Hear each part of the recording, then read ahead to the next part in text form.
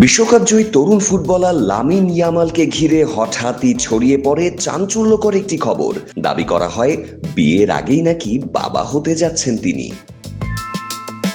খবরটি মুহূর্তেই ভাইরাল হয়ে যায়। সামাজিক যোগাযোগ মাধ্যমে শুরু হয় তুমুল আলোচনা। কেউ কেউ প্রশ্ন তোলেন, একজন মুসলিম হয়েও কিভাবে বিয়ের আগে বাবা হচ্ছেন। আবার কেউ মন্তব্য করেন, মাত্র ১৯ বছর বয়সে এমন সিদ্ধান্ত তার ফুটবল ক্যারিয়ারকেও ঝুঁকিতে ফেলতে পারে। তবে পরে সামনে আসে ভিন্ন তথ্য। অনুসন্ধানে জানা গেছে খবরটি সম্পূর্ণ ভুয়া। লামিন ইয়ামাল ও তার কথিত বান্ধবীর যে ছবি ছড়িয়ে পড়েছে সেটিও কৃত্রিম বুদ্ধিমত্তা বা এআই দিয়ে তৈরি। প্রযুক্তির এই যুগে এআই যেমন আমাদেরকে অনেক সুবিধা দিচ্ছে, তেমনি ভুয়া তথ্য ছড়ানোর নতুন পথও তৈরি করছে। তাই কোনো খবর দেখেই বিশ্বাস না করে তার সত্যতা যাচাই করা এখন আগের যে কোনো সময়ের চেয়ে বেশি জরুরি। কারণ প্রতিটি ভাইরাল খবরই সত্যি নয়, খবরের পেছনের খবরটাও জানা বেশ প্রয়োজন।